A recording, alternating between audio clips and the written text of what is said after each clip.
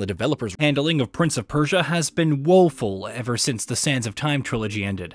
But the long-dormant franchise is finally set to make its comeback soon with the upcoming Prince of Persia: The Lost Crown. Developed by Montpellier, the team behind the Rayman games, the 2D action platformer is set to launch on January 18th for PlayStation, Xbox, Nintendo Switch, and PC.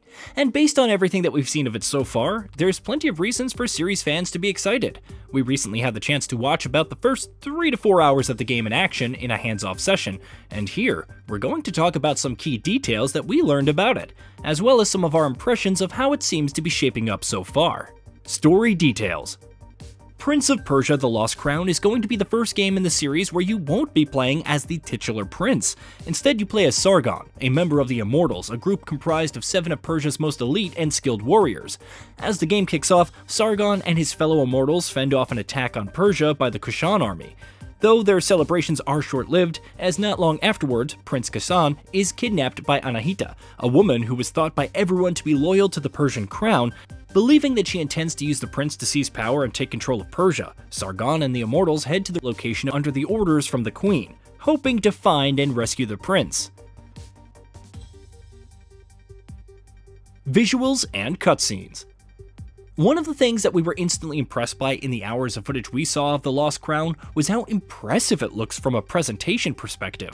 Cutscenes ranged between fully animated cinematics and series of stills, but regardless of what form they take, they boast quite a bit of personality and flair. Graphically, the game is brimming with unique visual flourishes in everything from combat to animations to details in the environments, all of which is coming together in rather impressive fashion. Combining with the art style, which is drawing heavily on Persian mythology, The Lost Crown is certainly looking like a solid visual experience. Metroidvania. Prince of Persia: The Lost Crown is going to be a return to 2D side-scrolling action for the series, but it's doing so in a way that we haven't ever seen in the franchise before. With the Metroidvania structure, the game's world is promising to be a large and varied setting with a complex and interconnected map that'll throw plenty of obstacles and hurdles your way. Different abilities will also allow you to make it to new areas, which of course means there will also be plenty of backtracking, as well as plenty of freedom of exploration. And as you do explore, you'll find plenty of collectibles, upgrades, shortcuts to unlock, side quests to track down, NPCs to meet, and more. Biomes. As you'd expect from any Metroidvania worth its salt, Prince of Persia: The Lost Crown's map is also promising some interesting variety in the biomes and environments that you'll explore. In the footage that we saw, Sargon explored abandoned, dilapidated, and deadly dungeons and depths, and a forest biome close by that was teeming with flora and wild beasts to fight. Each biome supported not only its own unique look, but also different enemies, hazards, platforming challenges, and more. Wack trees. As you explore Prince of Persia: The Lost Crown, you will of course need areas of rest and respite. You'll find those in the form of Wack trees, which are essentially save points and checkpoints that you'll return to every time you die. In addition to that, you can also use Wack trees to tweak other aspects of your experience, such as the amulets and Arro Surge attacks that you have equipped. More on that in a bit. Movement. Movement and traversal have always been fundamental to the Prince of Persia for pretty much as long as it's been around, and The Lost Crown is very much doubling down on that. In addition to your regular jumps, long jumps, and slides, Sargon can also jump off walls, swing off bars, grab onto and jump off handleholds, and more. With all of that in mind, as you might imagine, platforming is looking like it's going to be a big focal point in The Lost Crown, appropriately enough for a Prince of Persia game. Speaking of which, platforming. In all of the footage we recently saw of The Lost Crown, it was abundantly clear that platforming is going to be a crucial part of the experience. With its Metroidvania trappings, the abilities Sargon employs, and the kinds of challenges you run into, it certainly looks like the game is taking its fair share of cues from the likes of Ori games, with spikes jutting off the walls, moving spike contraptions to jump over or slide under, platforms that disappear from under your feet if you stand on them for too long, and more.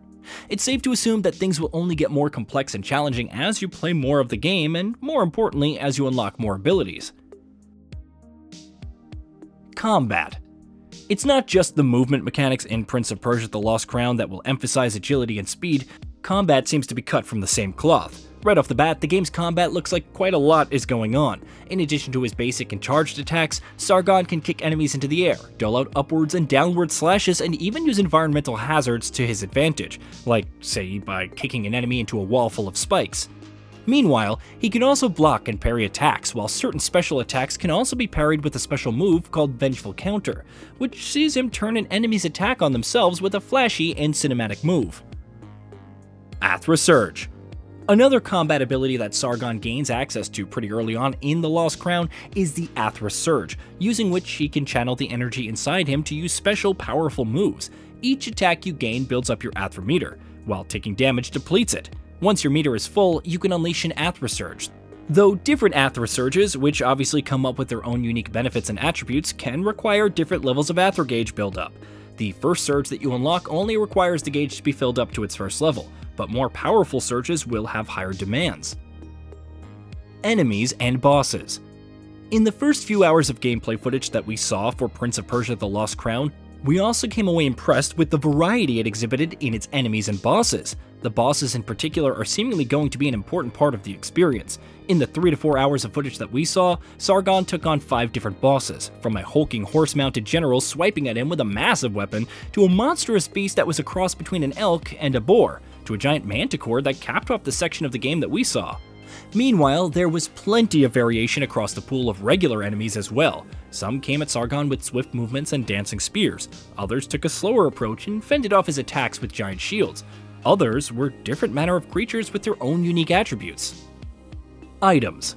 Throughout the gameplay footage that we saw, we also saw Sargon gaining access to and utilizing items that players will be using frequently throughout their time with the game. There's the Eye of the Wanderer, which lets you map out areas as you explore them, and Memory Shards, which allow you to take a snapshot of an area where you spot out-of-reach treasure so you can mark it on your map and return to it later. Towards the end of the section that we saw, Sargon also found a bow that gave him more ranged abilities in addition to his up-close attacks. Progression. Amulets, which effectively work like charms in Hollow Knight or spirit shards in Ori and the Will of the Wisps, will also be crucial, with different amulets affording unique benefits, like having slightly more maximum health. Though you can only have one amulet equipped at the outset, Sargon can find upgrades that allow him to equip more. Meanwhile, you can also seek out Soma Tree Petals, collect 4 of these, and each time you increase your max health. You'll also find plenty of time crystals to collect, which is currency that you can use to purchase maps, forge special upgrades, and more. Time shenanigans. Unsurprisingly for a Prince of Persia game, there's plenty of time-based shenanigans to go around in The Lost Crown. Sargon and his fellow immortals find that time is behaving strangely, with some areas having localized effects of time having frozen entirely, while certain conversations that Sargon has with NPCs also suggest that they only arrived a day before he did. For them, 30 years have passed. Clearly, finding out what exactly happened and how it affected time will be central to the game's story. And yes, you may have guessed that those time shenanigans will bleed into the gameplay experience as well, from Sargon's own abilities to environmental manipulation, which we did see a little bit of in our hands-off time with the game. Game modes and difficulty levels. An increasing number of recent releases have had options for exploration and guided modes, and The Lost Crown is joining that list. Exploration mode will give you minimal map information, while guided mode will bring map icons to display the location of your next objective, areas that are blocked off, and paths that have opened up for exploration. You'll have the option to swap between the two freely. Meanwhile, the game will also come with 4 difficulty options in Rookie, Warrior, which is the standard difficulty, Hero, and Immortal. Additionally, players will also be able to set their own custom difficulty level, which will let you tweak with a number of settings, including enemy damage, enemy health, environmental damage, parry difficulty, dodge windows, and the rate at which your Arro gauge depletes upon taking damage. Farsi VO. Prince of Persia: The Lost Crown is looking like it's going to be heavily steeped in Persian mythology and folklore, and to double down on its setting and premise, the developer is also including Farsi VO. While you can of course play the game in English and a number of other languages, if you're looking for a more authentic experience where all characters speak in their native tongue, consider opting for the Farsi voiceovers. Hey, did you know that we at Gaming Vault upload new videos every day? Stick around, drop a like, subscribe, and hit that bell, and let us know what kind of content you'd like to see in the future with a comment below.